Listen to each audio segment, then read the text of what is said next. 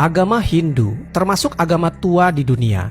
Meski tidak ada kejelasan kapan lahirnya, namun dalam sejarah dikenal ada 3 periodisasi. Yang pertama, perkembangan agama Hindu di India pada zaman Weda, tahun 6000 sampai 2000 sebelum Masehi. Kedua, perkembangan zaman Brahmana, tahun 2000 sampai 1500 sebelum Masehi. Ketiga, zaman Upanishad, tahun 1500 sampai 500 sebelum Masehi. Jadi diperkirakan Hinduisme ini telah ada kira-kira 6500 tahun sebelum kedatangan Islam. Pundit Ved Prakash, profesor bahasa dari Allahabad University di India, yang juga menjadi pendeta besar kaum Brahmana, dalam salah satu bukunya yang berjudul Kalki Avatar atau Avatar yang baru diterbitkan, memuat sebuah pernyataan yang sangat mengagetkan bagi kalangan intelektual Hindu. Sang profesor secara terbuka dan dengan alasan-alasan ilmiah mengajak para penganut Hindu untuk segera memeluk agama Islam dan sekaligus mengimani risalah yang dibawa oleh Rasulullah SAW. Karena menurutnya, sebenarnya Muhammad Rasulullah SAW adalah sosok yang dinanti-nantikan sebagai sosok pembaharu spiritual. Profesor Pundit Ved Prakash atau si penulis buku yang masih berstatus pendeta besar kaum Brahmana dan ahli bahasa Sanskerta itu mengatakan bahwa ia telah menyerahkan hasil kajiannya kepada 8 pendeta besar kaum Hindu dan mereka semua menyetujui kesimpulan dan ajakan yang telah dinyatakan di dalam buku. Semua kriteria yang disebutkan dalam buku suci kaum Hindu atau Weda tentang ciri-ciri Kalki Avatar sama persis dengan ciri-ciri yang dimiliki oleh Rasulullah SAW yang lahir di Mekah. Profesor Prakash menguatkan pernyataan itu dengan mengutip beberapa hal dari kitab Weda, kitab suci agama Hindu. Menurutnya, dalam kitab Weda, sosok Kalki Avatar akan menjadi pembawa risalah terakhir atau Prophet of Bhagwan untuk menuntun seluruh dunia. Itu hanya terjadi dalam kasus Nabi Muhammad SAW. Menurut ramalan Hindu, Kalki Avatar akan lahir di sebuah jazirah atau island dan itu di wilayah Arab yang dikenal sebagai Jaziratul Arab. Dalam kitab suci Hindu, menurut Profesor Prakash, bapaknya bernama Wisnu Bhagat dan ibunya bernama Somanip.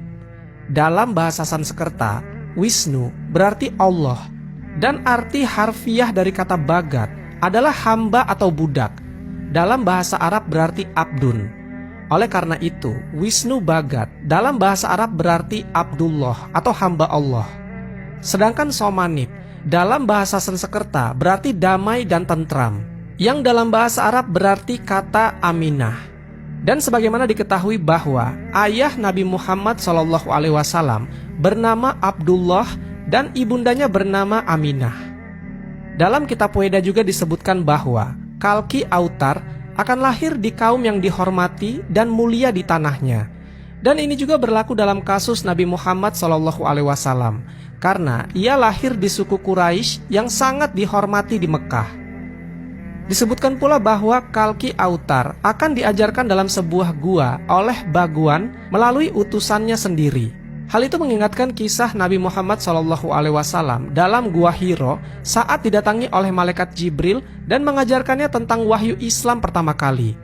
Tertulis dalam buku-buku Hindu bahwa Bhagwan akan memberikan Kalki Avatar dengan kuda tercepat, dan dengan bantuan kuda itu, dia akan naik di seluruh dunia dan 7 langit. Ini isyarat tentang Buraq dalam peristiwa Isra Mi'raj Nabi Muhammad SAW. Selain itu, ditulis pula bahwa Kalki Avatar akan diperkuat dan dibantu oleh Bhagwan. Dalam kasus Nabi Muhammad SAW, beliau dibantu dan diperkuat oleh Allah Subhanahu wa Ta'ala melalui malaikat-malaikatnya dalam perang Badar. Agama Hindu sendiri memiliki 3 kitab suci besar, yaitu Vedas atau Weda, Upanishad, dan Puranas. Beberapa di antaranya disebutkan berasal dari sekitar 4000 tahun yang lalu. Kemudian dari seluruh kitab suci tersebut, kitab Weda adalah kitab yang paling suci. Dan yang paling menarik, nama Nabi Muhammad SAW beberapa kali disebutkan dalam kitab agama Hindu tersebut. Dalam hal ini kitab Hindu mengakui akan kedatangan Nabi Muhammad SAW. Kitab Hindu juga menjelaskan bahwa ada ayat-ayat ramalan tentang kedatangan Nabi Muhammad SAW. Ayat-ayat itu disebut dalam Bhavisha Purana, Pratisarga Parva 3, Kan 3, Adhyay 3, Sloka 10-27. Arya Dharma akan tampil di muka bumi ini. Agama kebenaran akan memimpin dunia ini. Dia diutus oleh Ishparmatma, dan pengikutnya adalah orang yang berada di lingkungan itu, yang kepalanya tidak dikuncir. Mereka akan memelihara jenggotnya dan akan mendengarkan wahyu. Mereka akan mendengarkan panggilan sholat, dan mereka akan makan apa saja kecuali daging babi. Mereka tidak akan disucikan dengan tanaman semak-semak atau umbi-umbian. Akan tetapi mereka akan tetap suci di medan perang. Mereka akan dipanggil dengan Musalaman atau perantara kedamaian. Jika diteliti dengan baik, ayat itu menjelaskan tentang ciri-ciri dari pengikut agama kebenaran, di mana semua ciri-ciri tersebut adalah ciri-ciri umum yang terdapat di umat Islam. Selanjutnya, di dalam Atharvaveda 20, him 127, sloka 1-14, disebutkan kalimat yang mengisyaratkan bahwa Nabi Muhammad SAW akan terungkap kemudian. Mantra 1 mengatakan, ia akan disebut Nara Sangsa. Nars artinya orang, sedangkan Sangsa artinya terpuji. Jadi Nara Sangsa adalah orang yang terpuji. Sementara di dalam bahasa Arab, nama Muhammad memiliki arti orang yang terpuji. Sehingga Nara Sangsa dalam bahasa Sanskerta identik dengan Muhammad dalam bahasa Arab. Selanjutnya, dalam mantra 2 mengatakan, ia adalah resi yang naik unta. Itu artinya dia bukanlah seorang bangsawan India. Sehingga jelas tokoh ini bukanlah dari golongan Brahmana, akan tetapi seseorang yang asing. Selanjutnya dalam Samaweda Untara Cikar, mantra 1500, mengatakan Ahmad akan dianugerahi undang-undang abadi. Yang dimaksudkan undang-undang abadi di sini adalah Al-Quran. Dan Al-Quran merupakan salah satu mukjizat terbesar Nabi Muhammad SAW. Namun karena orang India tak paham dengan kata Ahmad, maka diterjemahkan menjadi Ahmadi, yang artinya saya sendiri. Jadi mantra tersebut diartikan menjadi saya sendiri yang dianugerahi undang-undang abadi. Padahal seharusnya Muhammad sendiri yang dianugerahi undang-undang abadi. Di sisi lain, nama Nabi Muhammad SAW diramalkan dengan nama Ahmad pada banyak bagian di kitab Weda. Bahkan tak kurang dari 16 tempat berbeda dalam kitab Weda.